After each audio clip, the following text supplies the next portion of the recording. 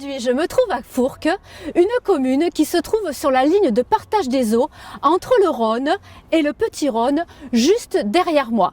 Alors il faut savoir qu'autrefois, le Rhône prenait beaucoup de place dans le paysage. On le voyait partout ici, il entourait la commune.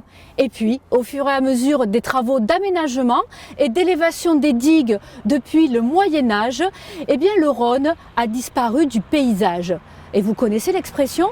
Loin des yeux, loin du cœur, loin des yeux, et du coup on n'a plus pensé que le Rhône était présent et qu'il représentait un danger.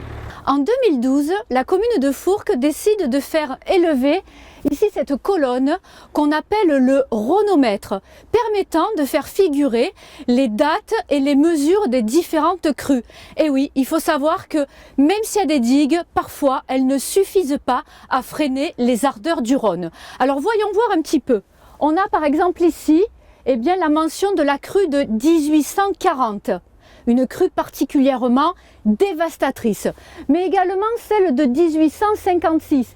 Attention, les digues n'étaient pas à cette hauteur-là et le Rhône envahissait l'ensemble de la commune. En 1856, par exemple, les crues ont été tellement fortes que tout a été dévasté depuis Lyon jusqu'à la Méditerranée. À l'époque, Napoléon III a fait un voyage officiel pour venir visiter les sinistrés.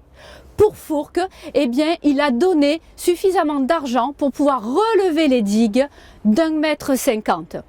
Mais attention, les crues les plus récentes, les crues des années 90, mais aussi la crue de 2003, ont été particulièrement inquiétantes, et à la suite de ces inondations, il a été décidé d'entreprendre encore de grands travaux sur les digues afin qu'elles résistent mieux aux crues centennales.